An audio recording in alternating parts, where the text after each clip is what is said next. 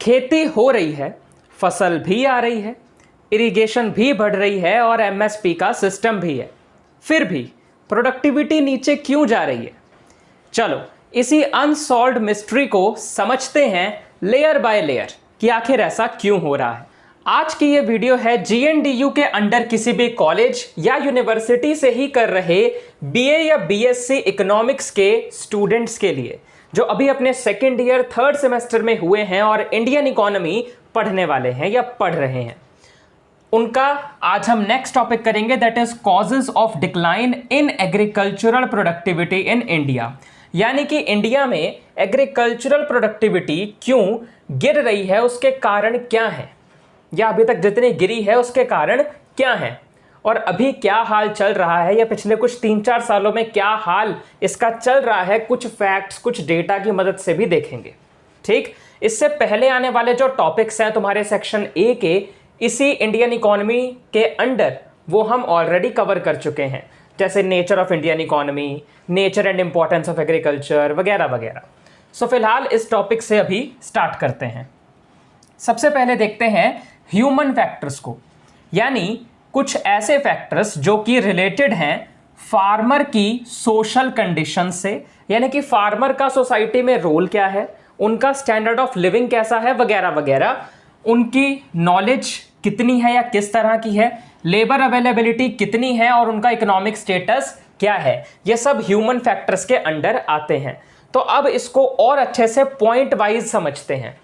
So human factors के under पहला point है फ्रेगमेंटेशन ऑफ लैंड होल्डिंग्स, यानी कि लैंड होल्डिंग्स ना काफ़ी छोटी छोटी हैं हर एक फार्मर के पास में, ज़्यादातर फार्मर्स के पास में इंडिया में स्पेशली अगर बात करी जाए, जिनका मेन रीज़न है inheritance laws and population pressure. इसको एक एग्जांपल से समझते हैं। देखो यार, समझ लेते हैं, फंबल हो गया थोड़ा, समझ लेते हैं कि एक फार्मर है जिसके पास 4 हेक्टेयर ज़मीन है। वैसे ये एग्जांपल मैं पहले भी दे चुका हूँ एक बार, चलो 4 हेक्टेयर ज़मीन है।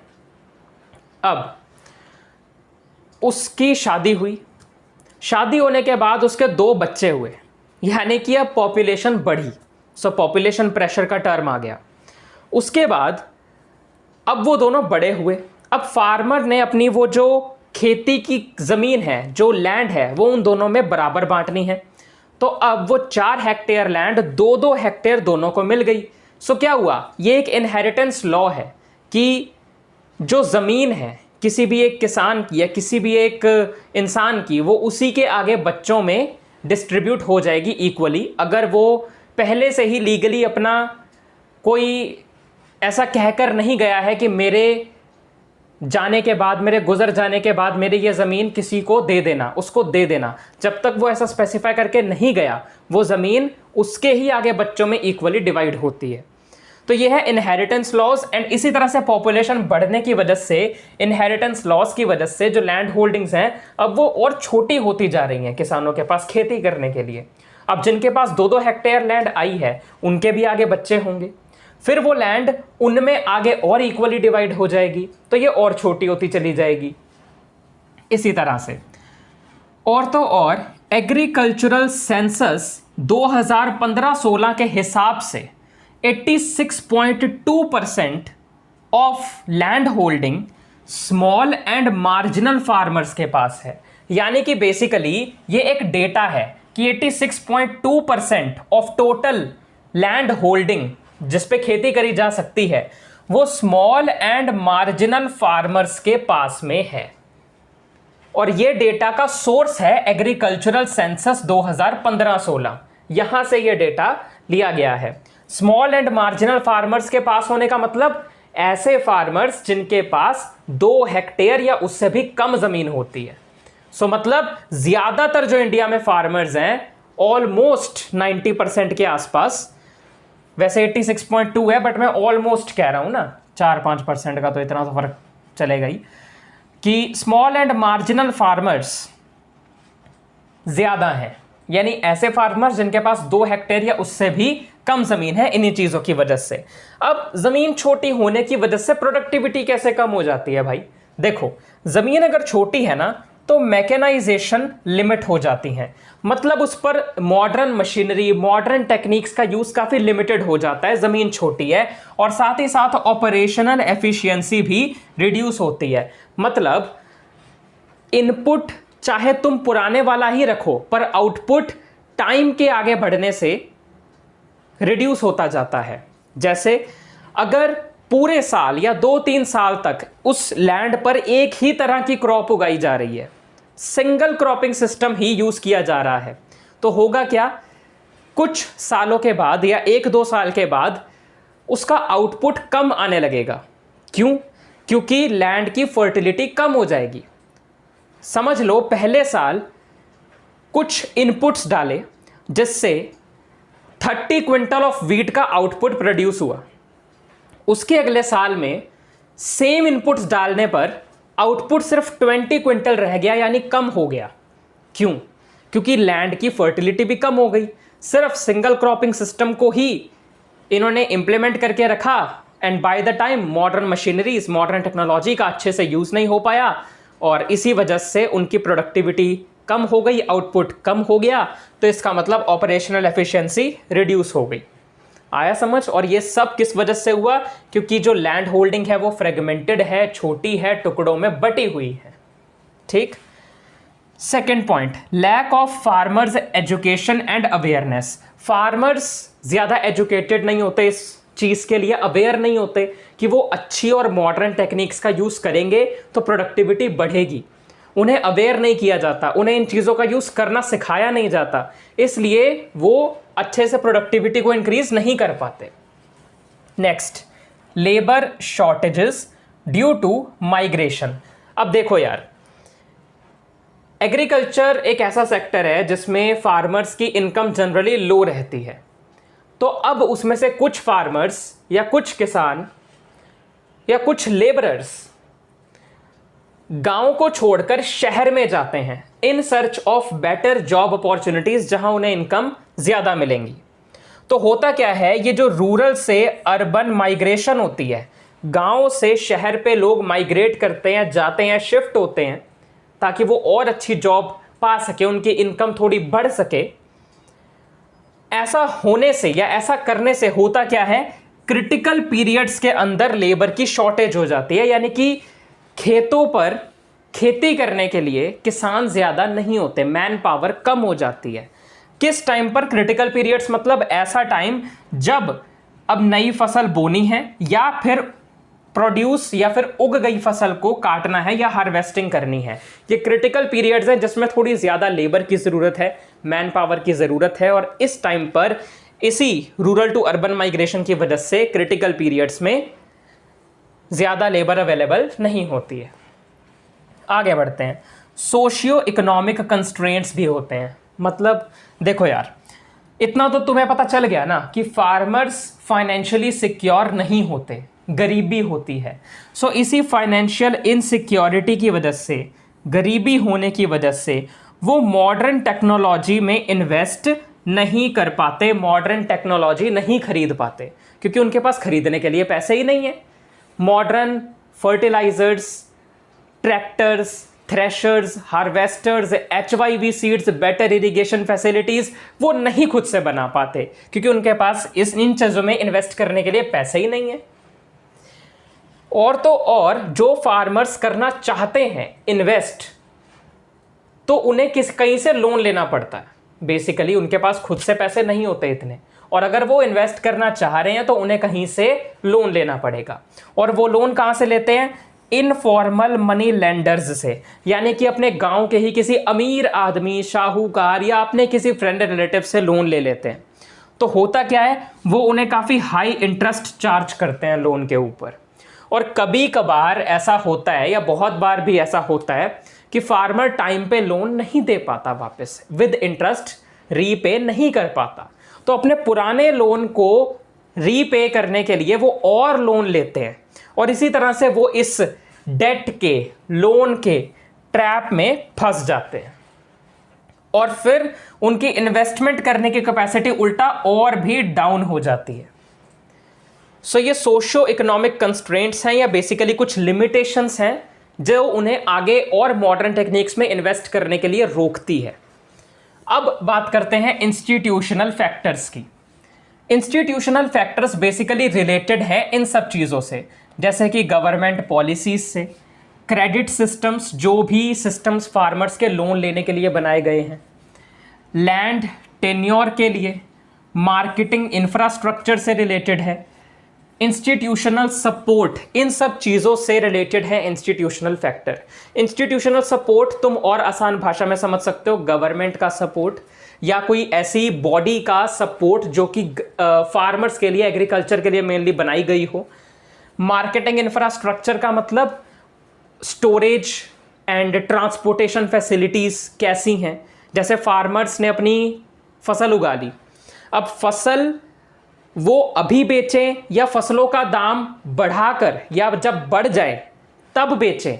फ़ायदा दोनों में तब है जब दाम बढ़ जाए फसलों का, उस टाइम पर वो बेचें, पर तब तक अगर वो वेट करें तो उनकी फसलें खराब हो जाएंगी, जिसे पोस्ट हार्वेस्ट लॉस कहा जाता है।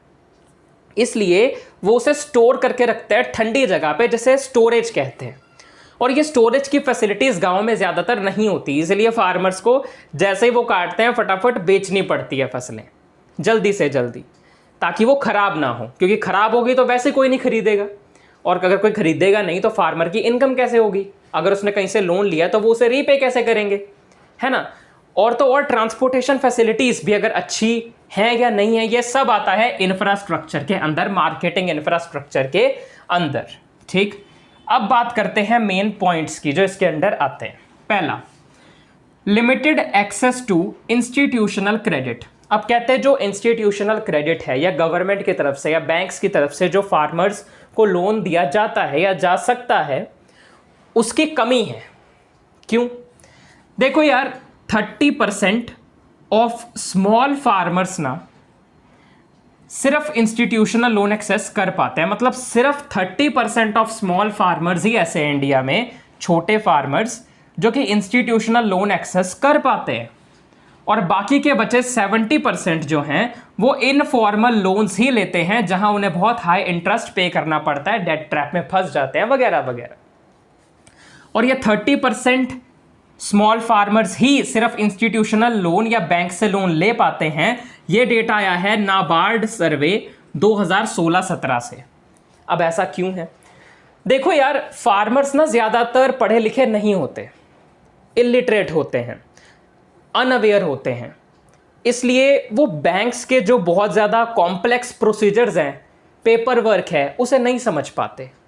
उन्हें लगता है कि ये कितना ज़्यादा टेंशन वाला काम है, इससे अच्छा है कि हम अपने किसी दोस्त, रिश्तेदार, अपने गांव के किसी अमीर आदमी से ले लेते हैं ना, पैसे लोन ले लेते हैं, उसमें ज़्यादा कोई पेपर वर्क भी नहीं है, वो दे देते हैं और हमें सिर्फ उन्हें वापस ही तो करना है। पर वो ये नहीं समझते कि वहाँ हाई इंटरेस्ट है और बैंक उतना इंटरेस्ट नहीं लेता। उसके बाद एक और रीज़न ये होता है कि बैंक से ना लोन मिलने में टाइम लगता है, और वो लोन के पैसे किसान तक पहुँचने में भी टाइम लगता है, पर इतना टाइम किसान के पास नहीं होता। किसान को अपनी फसल बोने के लिए एक पर्टिकुलर मंथ होता है जिसमें उसे बोनी ही है, वो फसल सो करनी ही है। अगर वो लेट हो गया या फिर हार्वेस्ट या उसको उगने के बाद काटने में देरी हो गई तो फसल खराब हो सकती है।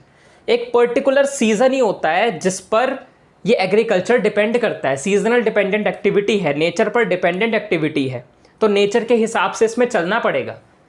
अब अगर पैसे मिलने में देर हो जाएगी, मॉडर्न टेक्निक्स में इन्वेस्ट वो टाइमली नहीं कर पाएंगे, तो टाइमली उस चीज़ को एग्जीक्यूट भी नहीं कर पाएंगे।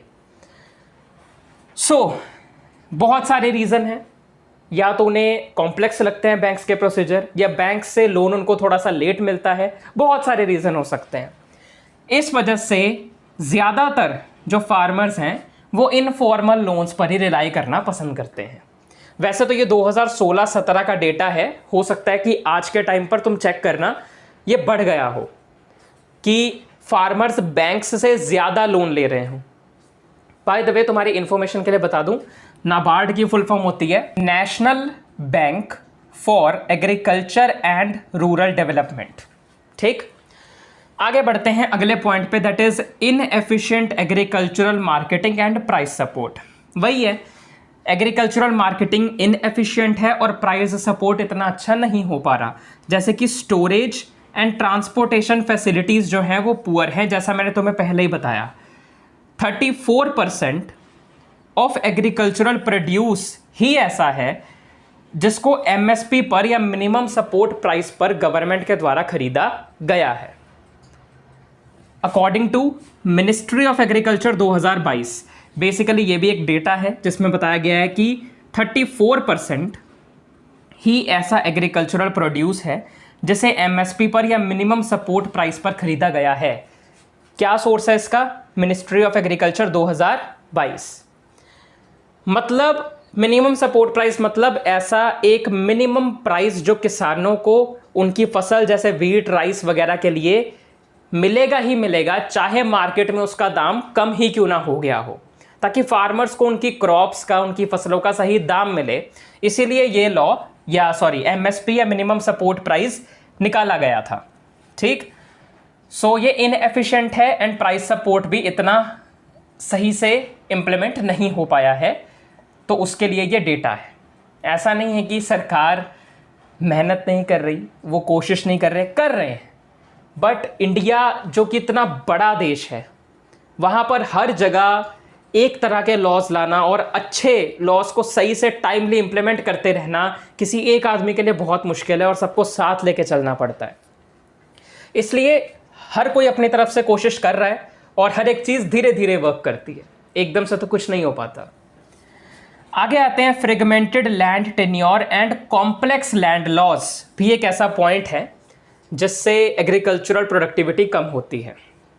देखो, फ्रेगमेंटेड लैंड टेन्योर का मतलब है कि फार्मर का जो हक है वो काफ़ी सारी अलग अलग स्मॉल और अलग अलग प्लॉट्स में बटा हुआ है। मतलब फार्मर का जो हक है ना किसी भी ज़मीन पर, चाहे वो उसका ओनर हो, चाहे वो वहाँ पर टेनेंट हो, यानी उसने वो एक तरीके से किराए पर ली हो, कुछ भी हो, तो वो हक उसका बहुत सारे मल्टीपल स्मॉल लैंड पे होता है या स्कैटर्ड प्लॉट्स पे होता है। मतलब 1, 2 या 4 हेक्टेयर की पूरी बड़ी लैंड पे उसका हक नहीं है, बल्कि समझ लो 1 या 2 हेक्टेयर की लैंड इधर है, 1 या 2 हेक्टेयर की लैंड उधर है। तो ऐसे टूटी हुई स्मॉल एंड स्कैटर्ड प्लॉट्स पे उसका हक है, क्योंकि इकट्ठी इतनी बड़ी लैंड मिलना मुश्किल है और बहुत महंगा भी।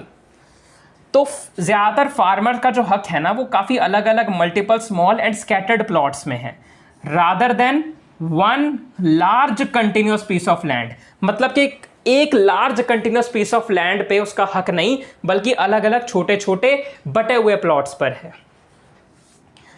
आगे आते हैं कि और यानी कॉम्प्लेक्स लैंड लॉस की वजह से क्या होता है कि फार्मर्स हेजिटेट करते हैं इन्वेस्ट करने के लिए। बेसिकली वो लैंड एक तो बहुत छोटी है, ऊपर से उनके खुद की नहीं होती कभी कभार, अगर वो वहाँ पर किराए पर लेकर उस पर खेती कर रहे हैं, तो वो डरते हैं या हेजिटेट करते हैं कि उस पर इन्वेस्ट करने के लिए, कि पता नहीं अगर हमने इस पर इन्वेस्ट कर दिया, इस लैंड पर कुछ चेंजेस कर दिए, तो जिसकी ये लैंड है वो बोलेगा, और अगर उसकी खुद की लैंड है तो वो ये सोचता है कि अगर हमने यहाँ पर इन्वेस्टमेंट करी तो भाई छोटी सी तो लैंड है, क्या ही ज़्यादा से ज़्यादा प्रोड्यूस हो जाएगा, जितना होता है उससे 2-3 क्विंटल ज़्यादा हो जाएगा, 4-5 क्विंटल ज़्यादा हो जाएगा, क्या फ़र्क पड़ता है। तो कई सारे ऐसे फैक्टर्स होते हैं, मेंटालिटी होती है जो उन्हें बेसिकली इन्वेस्ट करने से रोकती है ऐसी छोटी लैंड्स पर। आगे बढ़ते हैं, इनएडिक्वेट एक्सटेंशन सर्विसेज होती हैं। बेसिकली एक्सटेंशन सर्विसेज का मतलब है फार्मर्स को better seeds, fertilisers, farming methods सिखाना, उन्हें बताना कि कैसे इनका यूज़ करके आउटपुट बढ़ाया जा सकता है। पर ये अच्छे से एक्सटेंशन सर्विसेज उन्हें प्रोवाइड नहीं करी जा रही, इनएडिक्वेट हैं। क्यों? पहली बात तो इसमें मैन पावर काफ़ी लो है। उन्हें यह सब सिखाने के लिए इन एक्सटेंशन सर्विसेज में उन्हें और भी ज़्यादा बताने के लिए या प्रोवाइड करने के लिए जो मैन पावर है, जो लोग हैं, वो काफ़ी कम है। दूसरी चीज़ इनएफिशिएंसी है, या बहुत ज़्यादा एफिशिएंटली इसमें काम नहीं हो रहा है। उसके बाद policy bias towards food grains. जो एमएसपी है, मिनिमम सपोर्ट प्राइस है, वो मेनली वीट एंड राइस तक सीमित है, बाकी क्रॉप्स के लिए इतना नहीं है। तो फार्मर से ज़्यादा मोटिवेटेड रहते हैं कि वो सिर्फ वीट और राइस ही ग्रो करें, और बाकी क्रॉप्स कई बार इग्नोर हो जाती हैं या बहुत कम ग्रो करी जाती हैं, क्योंकि उन्हें पता है कि एमएसपी तो हमें सिर्फ वीट राइस के लिए ही मिलनी है, बाकियों के लिए तो उन्हें कभी कभार कम दाम में भी बेचना पड़ता है, एक्सप्लॉइट करे जाते हैं वो कईयों के द्वारा, है ना। कई ऐसे बीच में विचोले आ जाते हैं, मीडियोकर मिडल मैन आ जाते हैं, जो फार्मर से तो सस्ते में खरीद लेते हैं, बाद में इतनी महंगी बेच देते हैं। सो यहाँ तक हमने अभी तक ह्यूमन फैक्टर्स और इंस्टीट्यूशनल फैक्टर्स को कवर किया है। रिवाइज करें, सबसे पहले ह्यूमन फैक्टर्स के अंडर हमने पढ़ी फ्रेगमेंटेशन ऑफ लैंड होल्डिंग्स छोटी हैं, फार्मर्स एजुकेटेड एंड अवेयर नहीं है ज़्यादा, लेबर की शॉर्टेज हो जाती है माइग्रेशन की वजह से, एंड सोशियो इकोनॉमिक कुछ कंस्ट्रेंट्स हैं, कुछ लिमिटेशंस हैं। इंस्टीट्यूशनल सपोर्ट में हमने देखा कि इंस्टीट्यूशनल क्रेडिट का लिमिटेड एक्सेस है काफ़ी फार्मर्स को due to so many reasons. Agricultural marketing and price support inefficient है, लैंड टेन्योर फ्रेगमेंटेड है और कॉम्प्लेक्स लैंड लॉज की वजह से भी वो इन्वेस्ट करने में हेजिटेट करते हैं। इनएडिक्वेट एक्सटेंशन सर्विसेज हैं एंड पॉलिसी बायस है towards food grains, mainly wheat and rice. Okay, so अब हम करेंगे टेक्निकल फैक्टर्स, जो कि सिर्फ 4 या 5 टेक्निकल फैक्टर्स और हैं जिन्हें हम देखेंगे। आफ्टर दैट कंक्लूजन करके ये टॉपिक कंप्लीट हो जाएगा, मतलब थोड़ा सा ही और है। तो चलो इसको नोट करो, मैं साइड हो जाता हूँ। अब करते हैं आगे टेक्निकल फैक्टर्स, इसके बाद बस कंक्लूजन है और ये टॉपिक कंप्लीट हो जाएगा। चलो, टेक्निकल फैक्टर्स इन चीज़ों से रिलेटेड हैं। किन चीज़ों से? देखो यार, टेक्नोलॉजी कितनी अवेलेबल है और उसका यूज़ कैसे किया जा रहा है, इंफ्रास्ट्रक्चर कैसा है और नेचुरल रिसोर्सेज का मैनेजमेंट कैसे हो रहा है, ये सब टेक्निकल फैक्टर्स के अंडर आता है। अब देखते हैं कुछ मेन पॉइंट्स। सबसे पहले इनएडिक्वेट इरिगेशन फैसिलिटीज़ है काफ़ी जगहों पर, मतलब इरिगेशन फैसिलिटीज़ काफ़ी जगहों पर अच्छी नहीं है। ये भी एक वजह है कि जो एग्रीकल्चरल प्रोडक्टिविटी है इंडिया में वो रिड्यूस हो रही है या डिक्लाइन उसमें आया है। अगर इकोनॉमिक सर्वे 2022-23 के अकॉर्डिंगली देखें तो पूरे इंडिया में जितनी भी ऐसी ज़मीन है, लैंड है जिस पर खेती करी जा सकती है, उसमें से 52.4% ऑफ लैंड ऐसी है जिसमें प्रॉपर इरिगेशन फैसिलिटी है। मतलब आधे से ज़्यादा ऐसी लैंड है जहां पर प्रॉपर इरिगेशन फैसिलिटी है, पर फिर भी कुछ या कई ऐसी लैंड अभी भी पड़ी हुई है जहां पर प्रॉपर इरिगेशन फैसिलिटी नहीं है, जिस पर खेती करी जाती है। सॉरी, आगे, soil degradation and declining fertility. सीधी सी बात है, ज़मीन या मिट्टी की फर्टिलिटी कम होती जाती है by the passage of time, तो उसकी फर्टिलिटी भी कम हो जाती है, जिसके ऊपर से आउटपुट भी कम निकलता है। ठीक, ऐसा होता क्यों है? जब केमिकल फर्टिलाइजर्स का ओवर यूज़ करा जाए, हद से ज़्यादा यूज़ करा जाए, या पूरे साल एक ही तरह की क्रॉप उस सेम लैंड पर उगाई जाए या मोनोक्रॉपिंग करी जाए, और ऐसे ही कुछ और रीज़न है जिस वजह से सॉइल डिग्रेड होती है, फर्टिलिटी डिक्लाइन होती है। कुछ एनवायरमेंटल फैक्टर्स भी होते हैं, जैसे बहुत ज़्यादा तेज़ आंधी तूफान आ गया जिस वजह से सॉइल की जो ऊपर की फर्टाइल लेयर है वो हट गई, सॉइल इरोजन हो गया, तो उससे भी फर्टिलिटी कम हो जाती है। बहुत सारे रीज़न होते हैं यार। चलो आगे, low level of mechanisation and limited quality inputs, यानी कि मॉडर्न इनपुट्स का यूज़ कम करा जाता है, क्वालिटी इनपुट्स का यूज़ कम करा जाता है, और इनका कम यूज़ करे जाना या लो लेवल पे यूज़ करे जाने के रीज़न तो ये दो ही हैं जो हम पहले ही देख चुके हैं कि लैंड होल्डिंग्स स्मॉल हैं, फ्रेगमेंटेड हैं, और कैपिटल लिमिट है, मतलब कि ज़्यादा पैसा नहीं होता किसानों के पास क्योंकि उनकी इनकम ही कम होती है, तो उन्हें कहीं ना कहीं से लोन ही लेना पड़ता है, और लोन वो अगर इनफॉर्मल सेक्टर से कहीं से लेते हैं तो हाई इंटरेस्ट पे चार्ज किया जाता है, पे नहीं कर पाए तो डेट ट्रैप में फंस जाते हैं, और इसी टेंशन की वजह से कई बार फार्मर्स सुसाइड भी कर लेते हैं। इसलिए ये भी कुछ दो रीज़न हैं जिनकी वजह से एग्रीकल्चरल प्रोडक्टिविटी कम होती है, और ये होने का रीज़न ये 2 पॉइंट्स हैं। ठीक, आगे climate change and weather unpredictability. Obvious सी बात है, एग्रीकल्चर बेसिकली एक ऐसा सेक्टर है जो काफ़ी रिस्की है और अनसर्टेन है, क्योंकि ये नेचर पर डिपेंडेंट है। कई सारी ऐसी क्रॉप्स हैं जो कि रेन पर डिपेंडेंट रहती हैं, बारिश के पानी पर डिपेंडेंट रहती हैं ग्रो होने के लिए, जिन्हें रेन फेड क्रॉप्स कहते हैं। पर वहीं अगर बारिश हद से ज़्यादा हो गई तो भी वो ख़राब हो जाएंगी, और अगर बिल्कुल ही नहीं हुई तो भी वो ख़राब हो जाएंगी। तो इसलिए क्लाइमेट चेंज होने से, वेदर की अनप्रेडिक्टेबिलिटी होने की वजह से भी फसलें कभी कभार ख़राब हो जाती हैं। सो ये कुछ फैक्टर्स थे जिस वजह से एग्रीकल्चरल प्रोडक्टिविटी इंडिया में लो हो रही है। उसके बाद कंक्लूजन देख लेते हैं, ठीक है। At the end, agricultural productivity decline क्यों हो रही है? 3 फैक्टर्स की वजह से mainly, human factors, institutional factors and technical factors, जो हमने देख लिए हैं ऑलरेडी। अब इनके सॉल्यूशंस क्या हो सकते हैं कि लैंड रिफॉर्म्स लाए जाएं अच्छे, इरिगेशन इंप्रूव करा जाए, मैकेनाइजेशन करी जाए, बेटर एक्सटेंशन सर्विसेज हो पाएँ, क्वालिटी इनपुट्स इंश्योर करे जाएं, अफोर्डेबल क्रेडिट हो, यानी फार्मर्स को अफोर्डेबल इंटरेस्ट पर या कम इंटरेस्ट पर लोन मिलना चाहिए बैंक्स में, और बहुत ज़्यादा कोई कॉम्प्लिकेटेड प्रोसीजर नहीं होना चाहिए, या कोई बहुत ज़्यादा उनसे कोलेट्रल नहीं लेना चाहिए, क्योंकि किसानों के पास गिरवी रखने के लिए भी ऐसा कुछ नहीं होता है ज़्यादा। सो एटसेट्रा ये सब चीज़ें ज़रूरी हैं, और ये सब एसेंशियल है या ज़रूरी है for farmers welfare and national food security. तो ये सब चीज़ें करनी ज़रूरी क्यों है? एक तो फार्मर्स की वेलफेयर के लिए, ताकि जो हमारे देश के अन्नदाता हैं, जिन्होंने हमारे देश को कृषि प्रधान देश बनाया है, जो किसान हैं, जो फार्मर्स हैं, उनको भी तो वेलफेयर की ज़रूरत है, उनका भी तो ध्यान रखना चाहिए। साथ ही साथ नेशनल फूड सिक्योरिटी इंश्योर रखने के लिए भी ये सभी स्टेप्स बहुत ज़रूरी हैं, ठीक। सो रिवाइज कर लेते हैं। टेक्निकल फैक्टर्स में हमने देखा कि कुछ ऐसे फैक्टर्स जिनकी वजह से एग्रीकल्चरल प्रोडक्टिविटी डिक्लाइन हो रही है या हो चुकी है अभी तक इंडिया में। These are related to the availability and use of technology, infrastructure and natural resource management, जिसमें पहला पॉइंट हमने देखा कि इरिगेशन फैसिलिटीज़ कई जगहों पर अभी भी ठीक नहीं है, जितनी पर है वो है 52.4%, और ये डेटा लिया गया है इकोनॉमिक सर्वे 2022-23 से।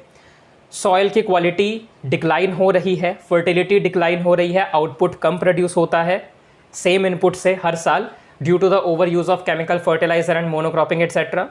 मैकेनाइजेशन का लेवल लो है, क्वालिटी इनपुट्स लिमिटेड हैं, और क्लाइमेट चेंज, वेदर अनप्रेडिक्टेबिलिटी भी इसका एक मेन रीज़न है। कंक्लूजन में हमने एग्रीकल्चरल प्रोडक्टिविटी के डिक्लाइन होने के मेन रीजंस के बारे में बताया कि वो हैं human factor, institutional factor, technical factor. Solutions देखे जैसे land reform, irrigation facility, better extension services वगैरह वगैरह, और ये सब ज़रूरी है फार्मर के वेलफेयर के लिए भी और नेशनल फूड सिक्योरिटी के लिए भी, ठीक। सो मैं अभी साइड हो रहा हूँ, इसे नोट करो, पर वीडियो छोड़ के मत जाना, क्योंकि एंड वाला ज्ञान अभी बाकी है मेरे दोस्त। चलो नोट करो। सो यहाँ पर टॉपिक तो कंप्लीट हो चुका है, और अब बारी है बिल्कुल एक एंड वाले ज्ञान की। देखो यार, सबसे पहली बात तो तुम लोगों से ये कहूँगा कि आसपास अगर कोई डिस्ट्रैक्शन है तो उन सब से अपनी नज़रें हटाओ, और सिर्फ नज़रें इधर स्क्रीन पर। रुको रुको रुको, सबसे पहले मुस्कुरा के दिखाओ ना यार, स्माइल करो, ऐसे नहीं, अच्छे से दिल से मुस्कुराओ, हाँ बिल्कुल ऐसे। और अपनी ये जो मुस्कुराहट है, ये जो स्माइल है, वो उन 4 लोगों की वजह से कहीं पर भी खोने मत देना। कौन से 4 लोग? जो आके कहते हैं बेटे को इंजीनियरिंग करा दो, बेटी को डॉक्टरी करा दो, बच्चे सरकारी जॉब ले लो, बाद में पेंशन मिलेगी। बकवास। टीचर, डॉक्टर, इंजीनियर, सिंगर, जो तुम्हें बनना है तुम बनो, जिसमें तुम्हें खुशी मिलती है, जो तुम कर सकते हो, जिसमें तुम एक्स्ट्रा ऑर्डिनरी हो, जिसमें उस फील्ड के सिकंदर को देख के तुम कह सको कि ये जो कर रहा है इससे ज़्यादा अच्छा तो इस फील्ड में मैं परफॉर्म कर सकता हूँ, या फिर इसके जितना ही मैं परफॉर्म कर सकता हूँ और बेटर बन सकता हूँ, और मजाक में नहीं बल्कि सच में। और अगर ऐसी कोई फील्ड है जो तुम्हारा पैशन है, जैसे तुम प्रोफेशन बना सकते हो, वही करो, बस वही करो। तो अब से जब भी वो 4 लोग कुछ कहें, जस्ट बिकम बहरा, that's the only way to maintain a smile on your चेहरा। तो ठीक है यार, बस हंसते रहो, मुस्कुराते रहो। अगर ये वीडियो अच्छी लगी हो या लेक्चर पसंद आया हो तो नीचे लाइक कर देना, अच्छा सा कमेंट कर देना, कोई फीडबैक हो तो वो भी दे सकते हो, कोई डाउट हो तो वो भी पूछ सकते हो। नेक्स्ट वीडियो कौन से टॉपिक पे मेनली चाहिए जो तुम्हें तंग कर रहा है, कुछ भी अपने थॉट्स तुम कमेंट्स में शेयर कर सकते हो। शेयर कर देना ज़्यादा से ज़्यादा अपने फ्रेंड्स के साथ, BA BSc इकोनॉमिक्स के स्टूडेंट्स के साथ। मिलता हूं तुम लोगों से अगली किसी और वीडियो में, अगले किसी और लेक्चर में। और हाँ, चैनल को सब्सक्राइब करना मत भूलना, सब्सक्राइब कर लेना इस AVM study hub YouTube channel को, तुम्हारी जर्नी के लिए बहुत इंपॉर्टेंट रहने वाला है। नोटिफिकेशन बेल को ऑन कर देना ताकि कोई वीडियो मिस ना करो। और मैं चला, bye bye bye bye bye.